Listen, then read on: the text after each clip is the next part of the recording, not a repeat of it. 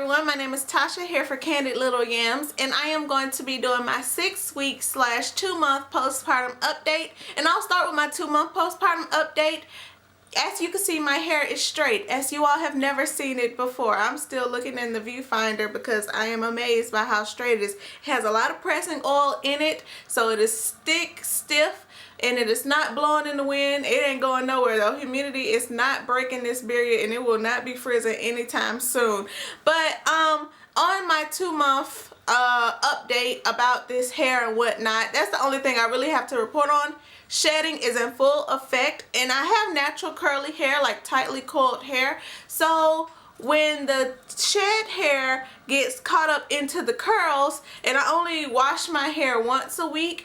I try to wash it once a week because curly hair you really don't wash that often because it'll get dry and brittle and break or whatever. And I only use conditioner too. I went to detangle it and it was impossible. Plus I used shampoo this time. I usually only use conditioner. It's been a year since I used shampoo, but I had a lot of buildup on my scalp and whatnot, so I used shampoo and it was a mess. And I almost cut it all off, but my baby's father, who I am in a relationship with, would not like for me to cut my hair, so I kept it and I ended up blow drying it, and I gave up on that and I just let it air dry, and then I straightened it, and this is what it came out to be.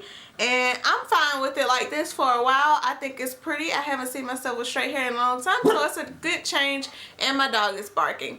Back to my 6-week update. I went to the doctor at 6 weeks and she said everything was okay. I did have a 2-degree tear. Everything had healed and the stitches had all dissolved, and that was fine. My stitches started to dissolve and fall out around 4 weeks, and by the end of the 4th week I think they were all gone. And I did decide to get on a birth control that I've yet to start taking just because I'm a little iffy about birth control. But whatever, I got the progesterone only pill, this also called the mini pill, since I am breastfeeding, and it does not put hormones into the, no, it still has hormones, but it doesn't affect your milk supply. But I have not started taking it yet. I don't know if I'm going to regret that or not, but I'm waiting to see what my period is doing. So let's fast forward to 8 weeks postpartum, exclusively breastfeeding except for 1 bottle about every other day of breast milk, which was pumped. I still started my period back. Everybody's bodies are different. My hormone levels may have been off. She could have started going longer between feeds, but I was not one of the lucky ones to go a year without a period due to what do they call it, lactation and amenorrhea, something like that, where you can use breastfeeding as a natural form of birth control by holding off your periods. Anyway, I didn't get so lucky I got my period back, but they may be irregular, and that's another reason why I haven't started taking birth control, because I want to see what they do. I'm really interested in what my body does naturally, but that's another reason why I should get my butt back on birth control, because I am sexually active and I don't need another baby right now, and I am fertile because I got my period. So we'll see how this plays out. So back to the sexually active part. That's the part you've probably all been waiting for. I did have sex, and it wasn't as painful as a lot of people had thought, but it wasn't what I expected. They say, oh, she's had a baby, she's gonna be big as, you know, a hallway.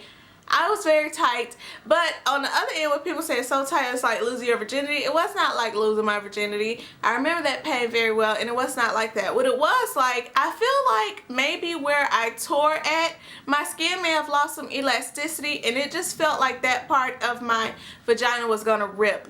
And that was very painful, and it kind of took me out of the moment, out of the mood, and it was like, ouch, this hurts. I don't know if I'm going to tear again. And this was after I got the okay after 6 weeks to have sex or whatnot and do whatever I wanted to do. But that was the general feeling. But I didn't rip. It just felt like that. And I'm not sure if that was actually the place where I had my tear. I was not looking down there. I was not, you know, whatever. That's just what in my mind I felt like. I was like, that must be the part of the skin that tore and had to get stitched back up, because it's really tight right there, and it just feels like my vagina is going to rip again. I survived it though.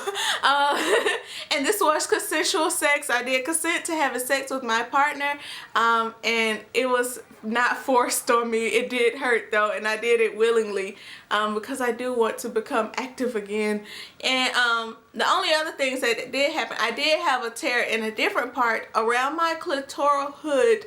I guess the skin gets so stretched out, it's so thin that friction can cause tearing. And I had some what they call superficial tearing. It's only skin deep and it does heal on its own. All you need to do is really rest it, maybe soak a little if you are in a lot of pain, but I wasn't in a lot of pain. In fact, I've had these types of tears before without having had a child, but I did have some superficial tearing, like a kind of a good tear around my clitoris, and then further down my labia I did have some more tearing. So it's a little TMI, but it's a little of the truth of what maybe you can expect at your first time back on the saddle or whatever. In fact, speaking of being back on the saddle, make sure you pick a position that puts you in power of the depth and the frequency or whatever, the sex, whatever activity. Don't be on the bottom where you can't control stuff. Be on the top so you can know when it hurts, you can get off or slow down or whatever.